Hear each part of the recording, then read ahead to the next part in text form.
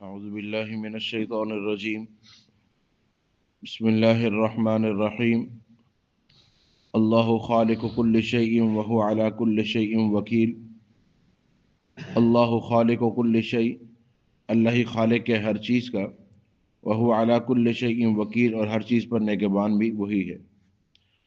اللہ خالق کل شیء وهو علی کل شیء وکیل، یہ سورۃ زمر ہے اور اس کی آیت نمبر 62۔ اس سے پہلے والی آیات میں اللہ رب العزت نے ارشاد فرمایا وَيَوْمَ الْقِيَامَةِ تَرَى الَّذِينَ كَذَبُوا عَلَى اللَّهِ وُجُوهُهُمْ مُسْوَدَّةٌ، قیامت والے دن ان لوگوں کا جنہوں نے انکار کیا ان کے چہرے سیاہ ہوں گے۔ اور دوسرا ارشاد فرمایا وَيُنَجِّي اللَّهُ الَّذِينَ اتَّقَوْا بِمَفَازَتِهِمْ لَا يَمَسُّهُمُ السُّوءُ وَلَا هُمْ يَحْزَنُونَ، اور جن لوگوں نے تقوی اختیار کیا، اللہ کے احکامات کو مانا، فرمایا ان کے لیے کامیابی ہوگی، نہ انہیں کوئی تکلیف ہوگی نہ انہیں کوئی غم ہوگا۔ معلوم ہوا کہ ایک وہ بندہ ہے جس کا چہرہ سیاہ کر دیا جائے، اور ایک وہ بندہ ہے جس کا چہرہ روشن کیا جائے اور وہ جنت میں داخل ہو۔ یہ دونوں چیزیں فرمایا ہمارے سامنے آ گئی۔ اب ہم نے اس سے اپنے آپ کو بچانا ہے جو چہرے کی سیاہی کا باعث ہے، اور اس کام پہ جڑنا ہے جو کامیابی کی علامت ہے۔ اب وہ کیا ہے؟ فرمایا اپنے رب کو پہچاننا اور اس کے احکامات پہ عمل کرنا۔ کیوں؟ اللہ خالق کل شیء، ہر چیز کا خالق اللہ ہے۔ جب ہر چیز کو پیدا فرمانے والی ذات اللہ کی ہے تو پھر اللہ ہی کو راضی کرنا ہے۔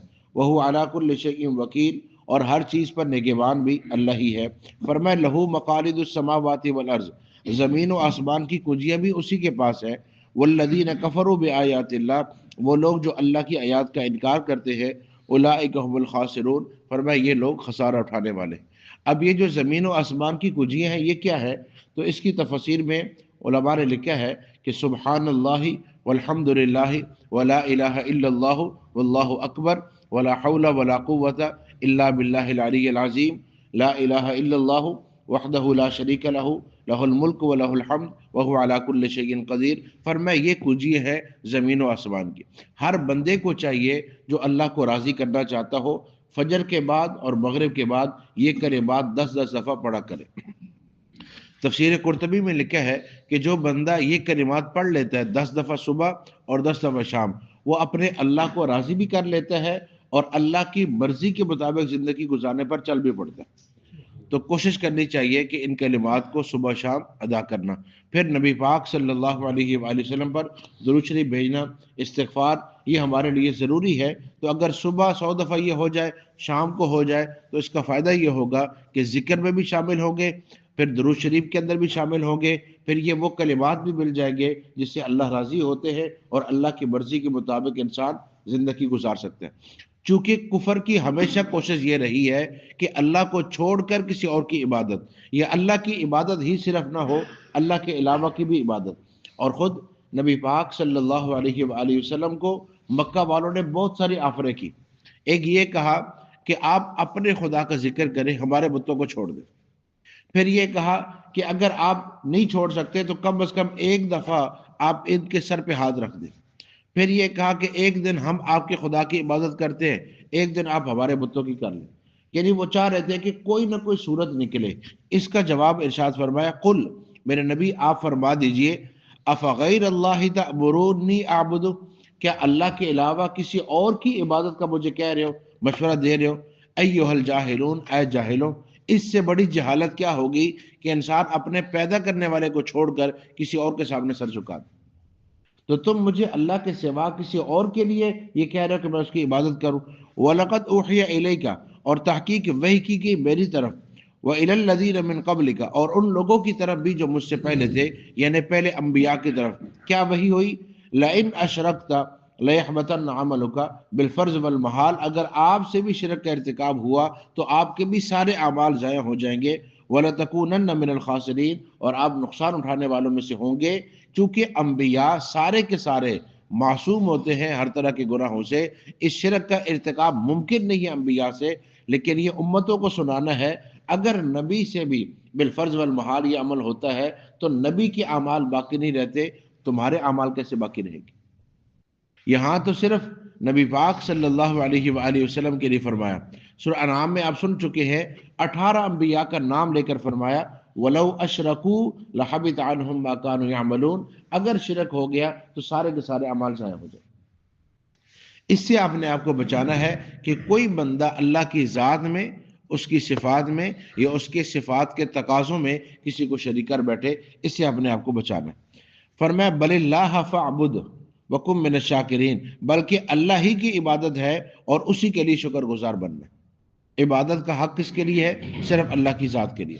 فرمایا وما قدر اللہ حق قدری، ان لوگوں نے اللہ کی وہ قدر نہیں کی جو اللہ کی قدر کا حق تھا، یعنی اللہ کی ذات کو پہچاننا، اس کی صفات کو پہچاننا، اس کو راضی کرنے کی کوشش کرنا۔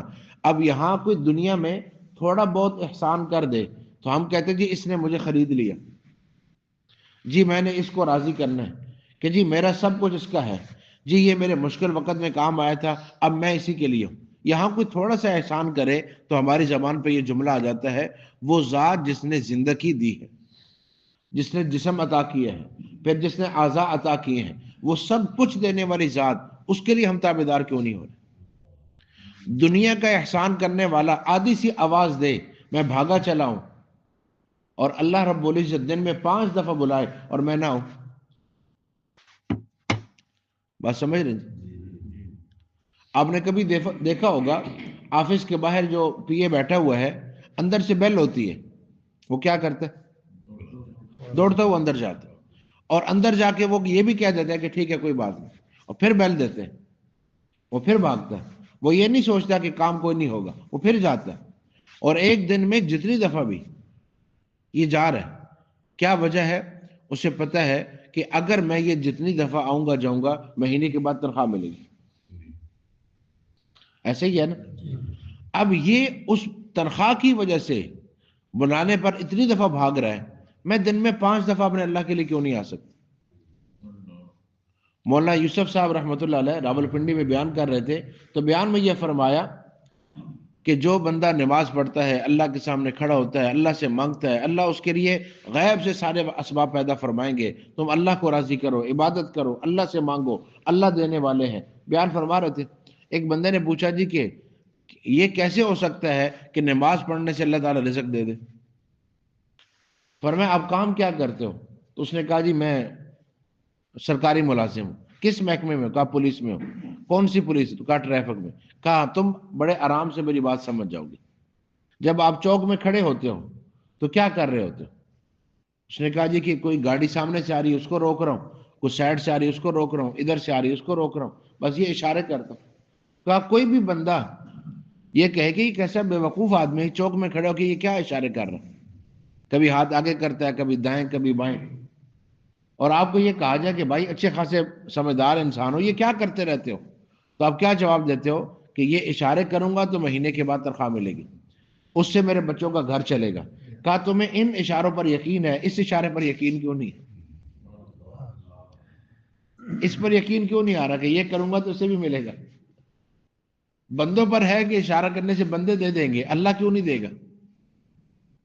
تو اصل یہ ہے کہ انسان اللہ کو راضی کرے، اصل یہ ہے کہ انسان اللہ کے سامنے اپنے آپ کو جھکا لے۔ بل اللہ فاعبد وکم من الشاکرین، فرمایا وما قدر اللہ حق قدرہ، انہوں نے اللہ کی قدر کا حق ادا نہیں کیا، جیسے اللہ کی قدر کرنا چاہیے تھی، جیسے اللہ کو راضی کرنا چاہیے تھا، فرمایا وہ نہیں کیا۔ والارض جميعا قبضته یوم القیامہ، فرمایا ساری زمین قیامت والے دن اللہ کے قبضے میں ہوگی۔ والسماوات مطویات بیمینہ، جو اس کی شیان شان ہاتھ ہے، فرمایا اس ہاتھ پہ آسمان لپیٹا ہوگا۔ سبحانہ وتعالی عما یشرکون، یہ آگے والا جملہ بتا رہا ہے کہ پہلے حصے کا مطلب یہ ہے کہ زمین اس کے قبضے میں ہوگی، آسمان لپیٹے ہوں گے، یعنی یہ سارے کے سارے اس کے اختیار اور اس کے قبضے میں ہوں گے، اور ان پر اختیار بھی اللہ کی ذات کا ہوگا، ان پر حکم بھی اللہ ہی کا چلے گا۔ یہ بتانے کے لیے فرمایا سبحانہ وتعالی عما یشرکون، جب زمین اس کی، آسمان اس کے، درمیان میں جو کچھ ہے سب کا سب اس کا، پھر اس کے لیے شریک کیوں ٹھہرا رہے ہو؟ وہ ان سب سے پاک ہے جو تم اللہ کے ساتھ شریک ٹھہراتے ہو۔ وَنُفِخَ فِي الصُّورِ، فرمایا جب سور میں پھونکا جائے گا، فَصَعِقَ مَن فِي السَّمَاوَاتِ وَمَن فِي الْأَرْضِ، جو زمین و آسمان میں ہے سب کے سب بے ہوش ہوں گے، إِلَّا مَن شَاءَ اللَّهُ، مگر جو اللہ چاہے۔ ثُمَّ نُفِخَ فِيهِ أُخْرَى، پھر جب دوسری دفعہ سور پھونکا جائے گا، فَإِذَا هُمْ قِيَامٌ، تو یہ کھڑے ہوں گے، ينظرون، اور اپنے ادھر ادھر دیکھ رہے ہوں گے۔ پہلا سور پھونکا جائے گا تو سب پر موت آئے گی، الا من شاء اللہ، مگر جو اللہ چاہے۔ تو یہ اللہ کن کے بارے میں چاہے گا؟ تو نبی پاک صلی اللہ علیہ وآلہ وسلم سے سوال ہوا کہ یہ کون لوگ ہوں گے جن کے بارے میں اللہ چاہے گا؟ فرمایا صرف 4 فرشتے، جبرائیل، میکائیل، اسرافیل اور اسرائیل علیہ السلام، یہ 4 فرشتے رہ جائیں گے، باقی سب پر موت آئے گی، سب کے سب جائیں گے۔ پھر اللہ رب العزت پوچھیں گے اسرائیل علیہ السلام سے کون رہ گیا؟ وہ بتائیں گے ہم 4 رہ گئے۔ اللہ فرمائیں گے کہ یہ میکائیل اور اسرافیل کی روح بھی قبض کر لو، ان کی روح قبض ہو جائے گی۔ اب کون رہ گئے؟ اب 2 رہ گئے۔ کون کون؟ ایک میں ملک الموت، ایک جبرائیل امین۔ اللہ فرمائیں گے ملک الموت سے تم بھی مر جاؤ، ان پر بھی موت آ رہی۔ پھر آخر میں جبرائیل امین پر موت آ رہی ہوگی۔ اب یہ سب کے سب پر، کیونکہ یہ قرآن میں ارشاد فرمایا نا کل شیء ہالک الا وجہ، ہر چیز پر ہلاکت ہے سوائے اللہ کی ذات کی۔ کل من علیہا فان، سب کچھ فنا ہوگا، ویبقا وجہ ربک ذو الجلال والاکرام، صرف تیرا رب۔ پھر اس کے بعد ثم نفخ فیہ اخری، پھر جب دوسرا سور پھونکا جائے گا فاذا هم قیام ینظرون، تو پھر سب کے سب اٹھیں گے اور اللہ کے سامنے کھڑے ہوں گے۔ اب بعض حضرات یہ فرماتے ہیں کہ سور 3 دفعہ پھونکا جائے گا، 3 دفعہ، اور پھر اس کے بعد تیسری دفعہ کے بعد اٹھا جائیں گے اور لوگ میدان حشر میں آئیں گے۔ واشرقت الارض بنور ربها، اب ہوگا کیا کہ زمین چمک اٹھے گی تیرے رب کے نور سے۔ میدان حشر قائم، ایک چٹیل میدان، سب کے سب انسان اس کے اندر موجود، اور پھر اللہ کی ذات کا آنا، فرشتے جنہوں نے اللہ کے عرش کو اٹھایا ہوگا، اور وہ اللہ کا عرش وہاں میدان حشر میں آئے گا۔ واشرقت الارض بنور ربها، زمین روشن ہو جائے گی تیرے رب کے نور سے۔ ووضع الکتاب، اور نام اعمال رکھ دیے جائیں گے۔ وجیء بالنبیین والشہداء، نبی آئیں گے، گواہ آئیں گے، شہداء آئیں گے۔ وقضی بینہم بالحق، اور فرمایا ان کے درمیان حق کے ساتھ فیصلہ کیا جائے گا۔ وہم لا یظلمون، اور ان پر کوئی ظلم نہیں کیا جائے گا۔ اور آپ یہ بارہا سن چکے ہیں وَكُلَّ إِنسَانٍ أَلْزَمْنَاهُ طَائِرَهُ فِي عُنُقِهِ، ہر ایک بندے کا نام اعمال اس کی گردن میں۔ اور اللہ فرمائیں گے اقرا کتابک کفا بنفسک اليوم علیک حسیبا، یہ نام اعمال ہے، پڑھ لو، اپنا حساب کرو۔ انسان دیکھے گا پڑھنے والا تھا یا ان پڑھ، جو بھی تھا، لیکن قیامت والے دن اپنا نام اعمال خود پڑھے گا، اور اس کو دیکھے گا ما لہذا الکتاب لا یغادر صغیرۃ ولا کبیرۃ الا احصاها، کیا ہوا اس نے کوئی بات نہیں چھوڑی۔ ووجدوا ما عملوا حاضرا، جو اعمال کیے تھے سب کے سب اس کے اندر موجود۔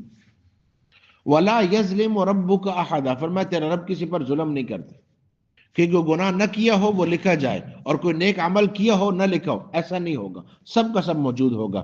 وَوْفِيَتْ كُلُّ نَفْسٍ مَّا عَمِلَتْ، ہم پورا دیں گے ہر نفس کو جو اس نے عمل کیا۔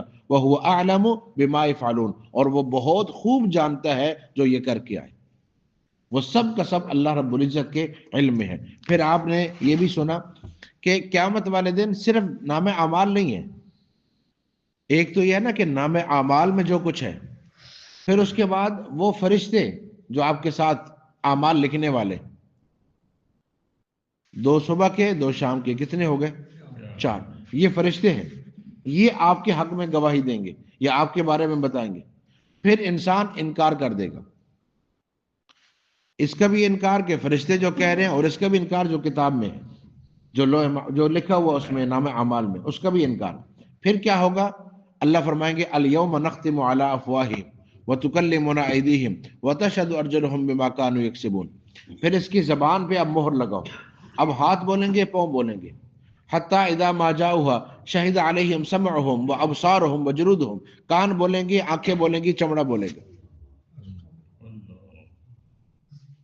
پھر یہ انسان کے حق میں، پھر بھی انسان، پھر زمین گواہی دے گی، پھر اللہ کی ذات۔ تو وہاں یہ کوئی سمجھے کہ میں چھوٹ جاؤں گا، یہ نہیں ہے۔ ہاں ایک صورت ہو سکتی ہے کہ آج اللہ سے صلح کر لیجیے، آج اپنے اللہ کو منا لیا جائے، آج اللہ کو راضی کر لیا جائے، اور انسان پہلے والے سارے گناہ معاف کروا سکتے ہیں، سب کے سب، سارے کے سارے آپ معاف کروا سکتے ہیں، اور اس کے لیے کوئی بڑی محنت بھی نہیں ہے۔ جو اللہ کا حق ہے اس کی قضا کر دیں، جو بندوں کا ہے وہ ادا کر دے، اللہ کے سامنے ندامت کے آنسو بہا دے، اللہ سب کا سب معاف کر دے۔ کوشش کریں کہ انشاءاللہ اللہ ہم سب کو عمل کی